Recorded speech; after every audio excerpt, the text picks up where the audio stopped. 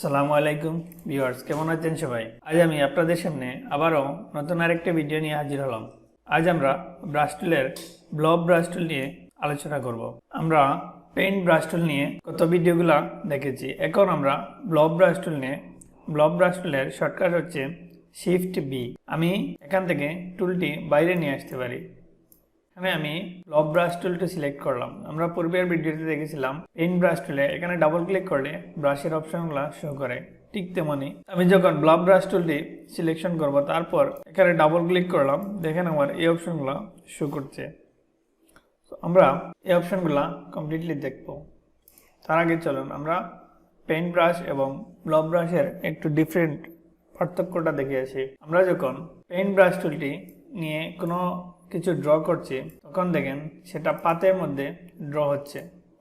এখন আমি move tool select করার পর দেখেন এটা অনলি পাত দেখা যাচ্ছে।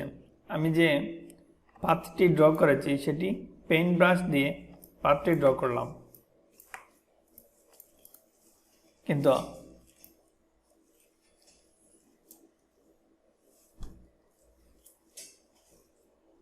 কিন্তু যখন আমি ব্লব ব্রাশ টুলটি নিয়ে কোনো কিছু ড্র করব, তখন আমরা সেটা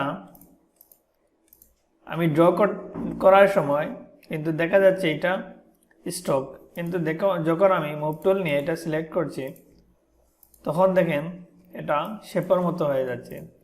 মানে চতুর্দিকে আমার পাত সৃষ্টি হচ্ছে মিডিলটা শেপের মতো। সো আমি চাইলে এটা স্টক দিতে পারি অথবা নানও করতে পারি। কিন্তু এখানে আমি যদি এটা নান করে দেই, স্টক দিতে চাই, তাহলে দেখেন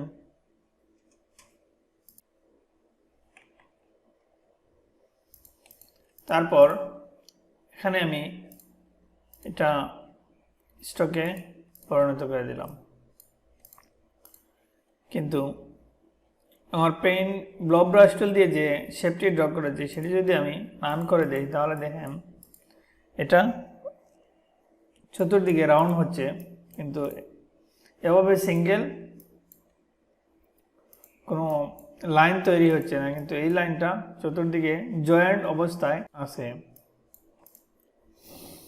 তারপর আমরা যখন সেম কালারের এই শেপের উপর দিয়ে আরেকটি শেপ ড্র করব, তখন কিন্তু এটা অটোমেটিকলি জয়েন হয়ে যায়। পেইন্ট ব্রাশে আমি যদি এভাবে ড্র করি, তাহলে দেখেন এটা কিন্তু জয়েন হচ্ছে না, আমরা যদি জয়েন করতে চাই, এখন আমি এখান থেকে দেখেন এটা জয়েন হচ্ছে না।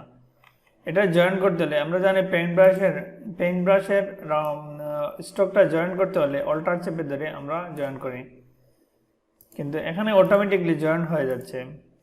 তো আমরা চাইলে এটা ডিফারেন্ট কালারের যদি আমি কোনো শেপ নেই ব্লব ব্রাশটা দিয়ে, সেটি কিন্তু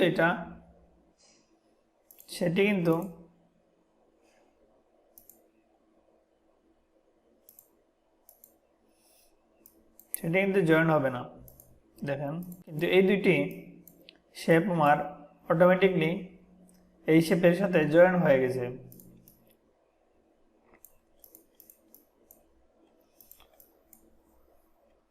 ব্লব ব্রাশটা আমরা ক্রমান্বয়ে বাড়িয়ে নিতে পারি।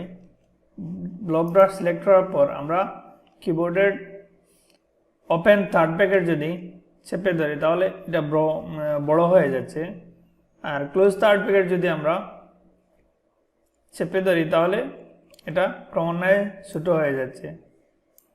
তো আপনাদের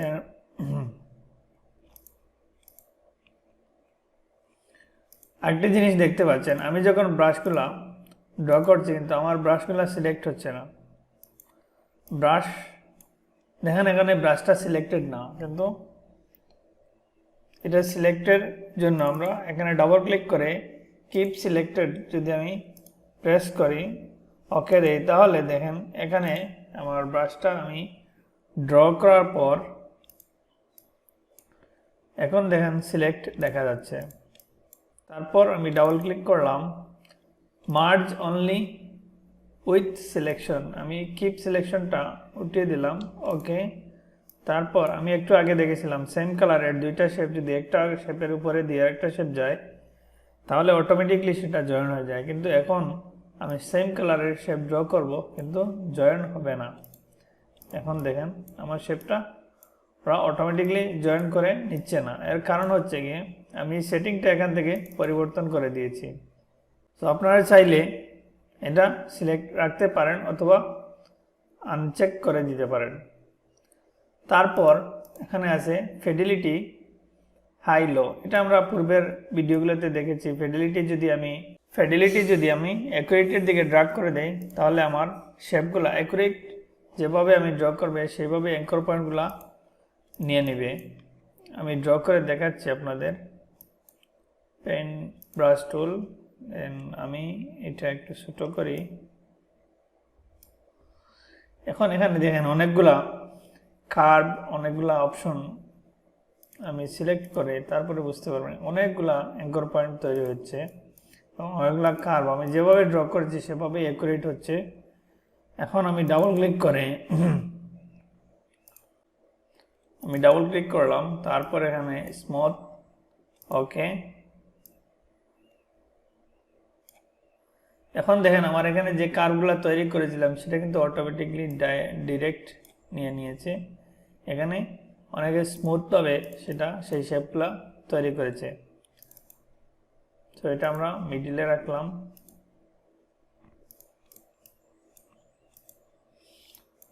তারপর এখান থেকে আমরা এই অপশনগুলোর মাধ্যমে আমরা পূর্বের ভিডিওগুলোতে দেখেছি এখানে ব্রাশের সাইজটা স্টার্টিং কত পিটি হবে এবং শেষটা কত পিটি হবে, অ্যাঙ্গেলটা আমরা চেঞ্জ করে দিতে পারি।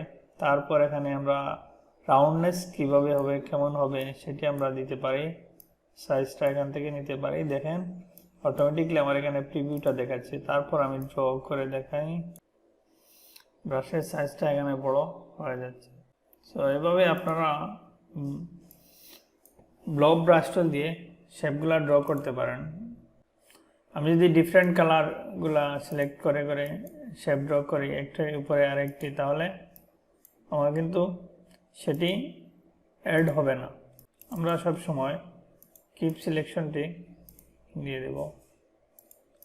দেখেন আমার এটা একটির উপর দিয়ে আরেকটি আমি যখন নিয়ে যাচ্ছি তখন কিন্তু এটা অ্যাড হচ্ছে না।